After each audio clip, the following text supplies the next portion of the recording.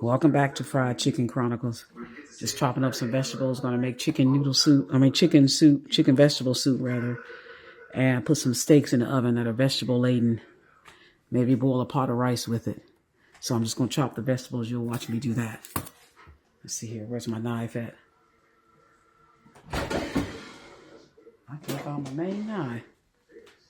That's the main thing. That's weird. The silver knife. Maybe it's hidden underneath all these vegetables, huh? That's weird. It just disappeared. I had it. That is weird. So I'm trying to spirit of hindrance.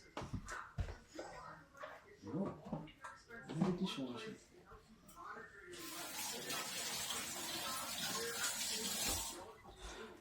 Come on, Shy.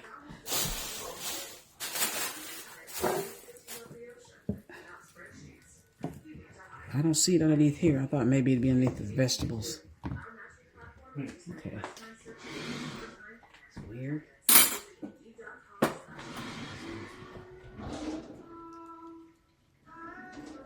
That's weird.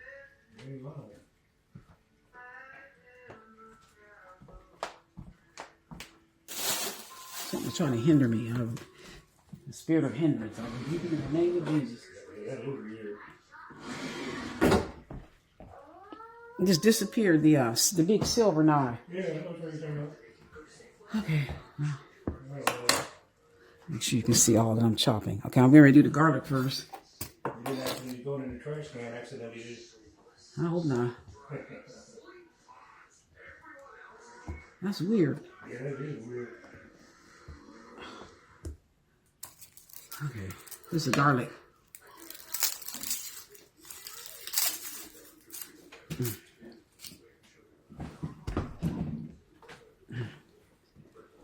Sit on this chair so I can be comfortable. Okay.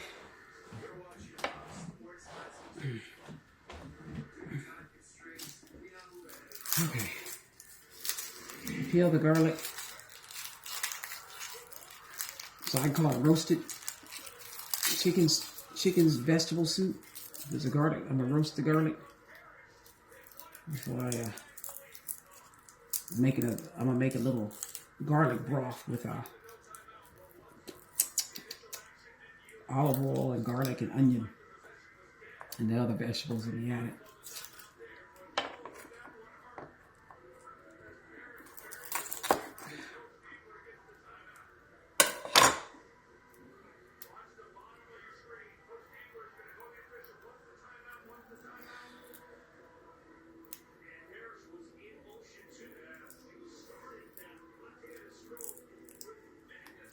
Yeah, today is a day. It's, I forgot, January the 7th, I believe. Yeah, the 7th. 7th day of the first year of the month. And,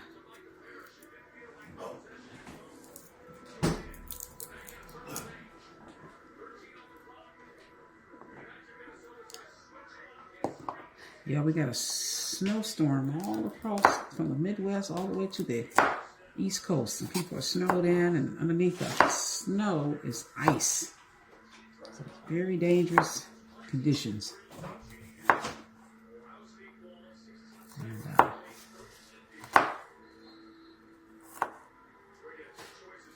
so a lot of people are at home, just weather advisory in effect. That's it. Thank you.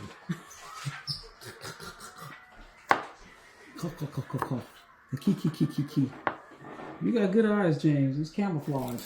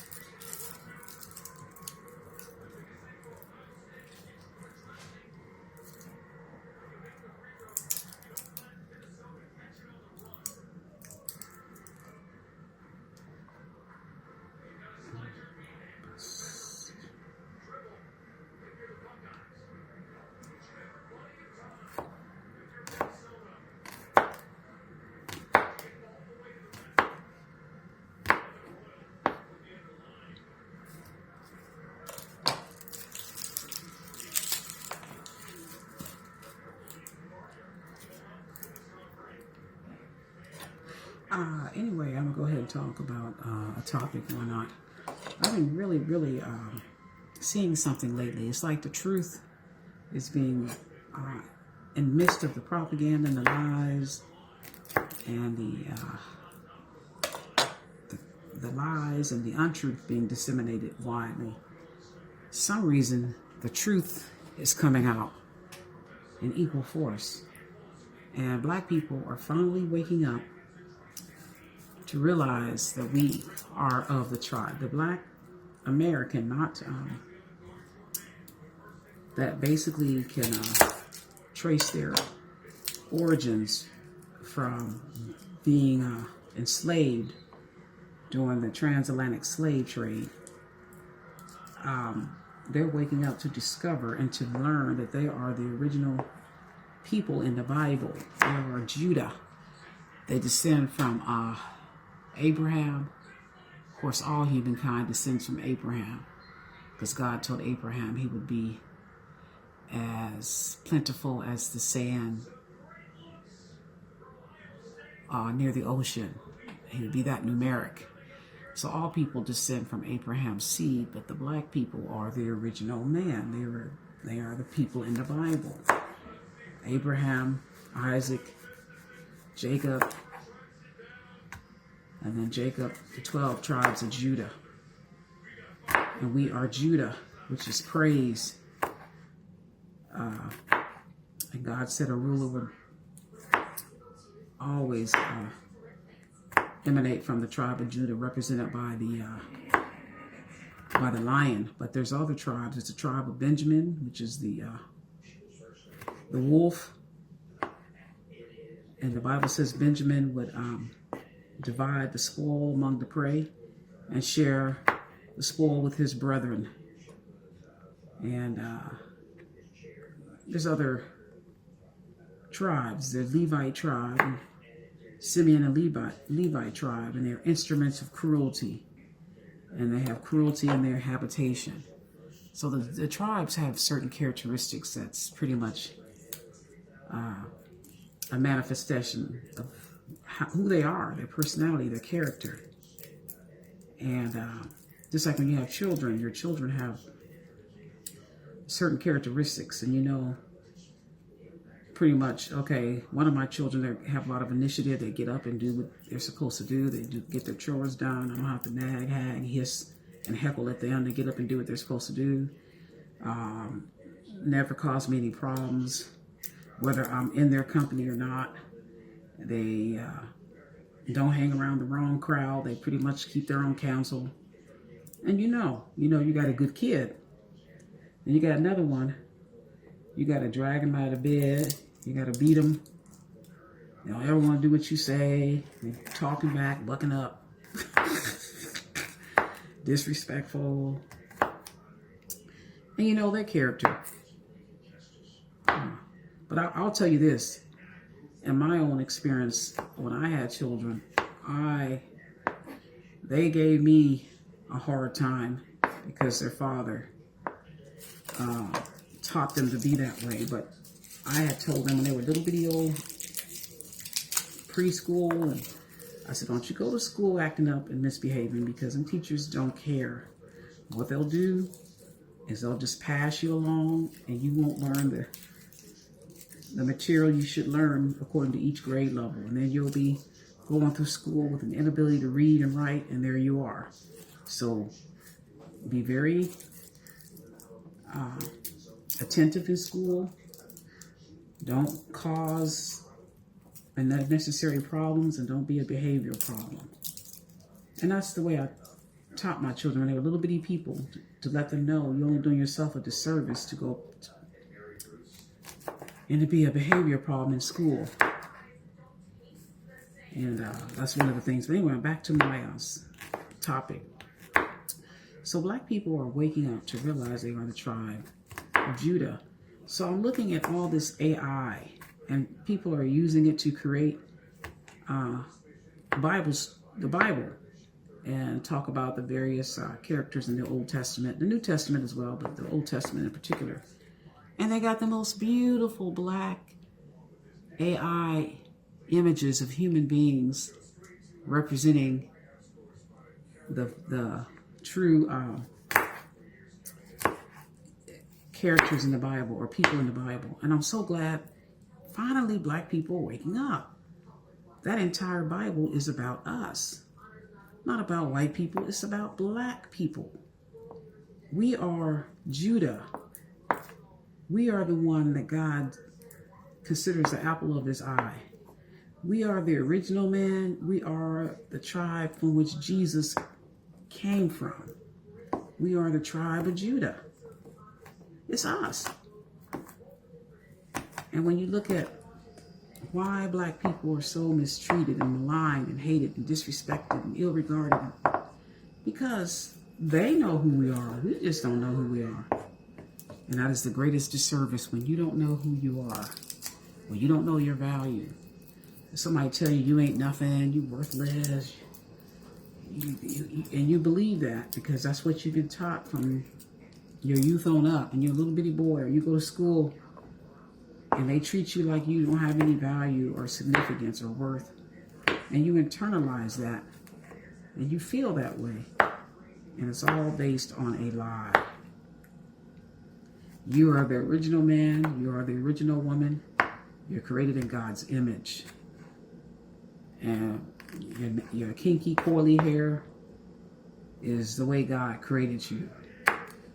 And there's nothing ugly or unattractive or less than about you, because God truly created you in his image. And when you understand that, you don't have to listen to what people say about you or how they make you feel. But on the other hand, black people need to stop the debauchery, the filth, the low-down activities and behavior.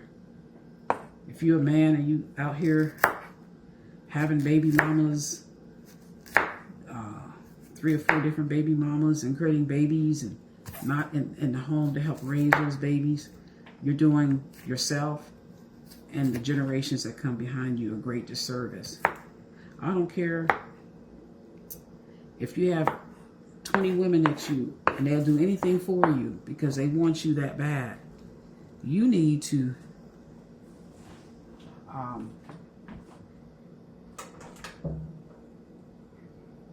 to get a sense of decency about you and choose you a woman that you can love and honor and respect and cherish and live your life with her and create a family. Not dysfunctional relationships and your children grow up with you not being in the home. Raise your children and don't be cruel to the companion of your youth. And just because you got it going on and, you know, with you being the tribe of Judah, that's why these white girls run after black men so much. Because you are the original king. You're the original man. As you notice, since black people came on American shores, the white man has been obsessed with the black man's genitalia. And he's hanging them from trees. He done basically chopped off his genitalia, and he's hemorrhaging and bleeding out. But they are obsessed with black men's genitals. I don't know what the perversion is behind it. It's that religion that they brought over here, their religion and the phallic symbol. It comes from Egyptology and the worship of the phallic symbol and all of that. And they basically are obsessed with black men. And they can act like they're your friend. You know, you can work on Capitol Hill, working as Sergeant of Arms, or whatever. And they'll act like they're cool with you, talk to you every day, the white man. And you say, oh, he's cool. That's so-and-so, so-and-so.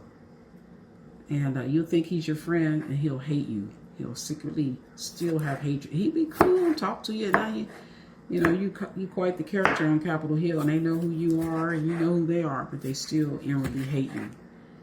And when you date their women, they hate you even more so. And you essentially put a target on your head. And you end up in their jail cells and prisons. That is the main component as to why they are obsessed with black men. Hanging, lynching, raping, all of that. I don't know why. It's satanic. That's all I can say is satanic. So black men need to learn to rise above the whitewashing, the indoctrination of white women and they're being more beautiful, or Asian women, or whatever race, and learn to value himself, value the black woman as his queen, create black children, and raise them to grow up strong in who they are. Because the time will come, this nation will be divided, just like it was during the Civil War. And it's going to be a lot of factions in this nation. And race is the easiest form of division you can have, because it's so apparent and evident. You can't hide melanin in somebody's skin. You can't. I don't care how people bleach their skin. You can tell a person of color how they wear these wigs. You can't undo what God has created. So my advice is the black man and the black woman to know your value, know your worth, know that you're created in the image of God. You are the first man and the first woman that was created. So after you, the mold was broken. They can't get any greater DNA than us. That's why every other race seeks to snag an NBA player, NFL, because they want that superior DNA. And they know it, but why don't you know it?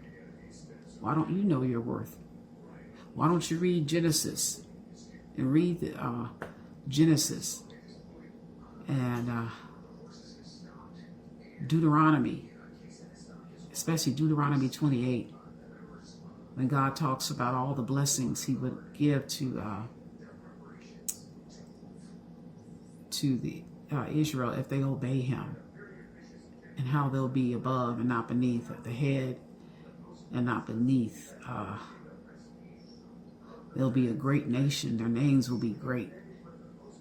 They'll be the head and not the tail, and above and not beneath, and all this and that and this and that. That's us.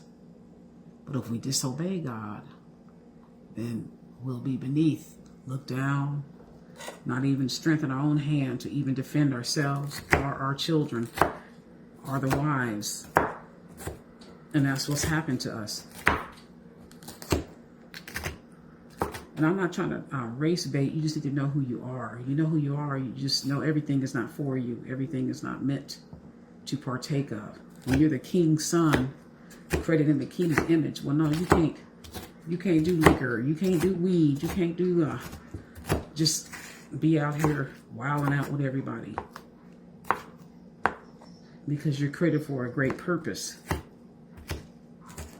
And you know that purpose, it prevents you from squandering your life.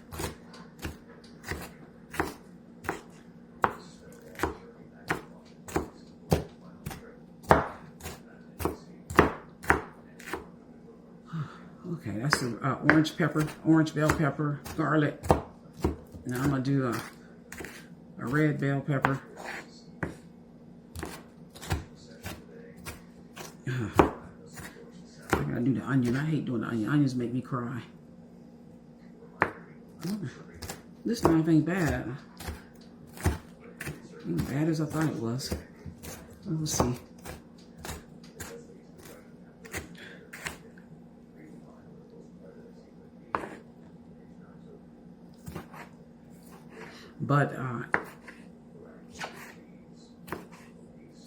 But I was just surprised black people are waking up, and it's particularly I believe it's Nigerians that are creating these videos in AI, and they're showing the beauty of black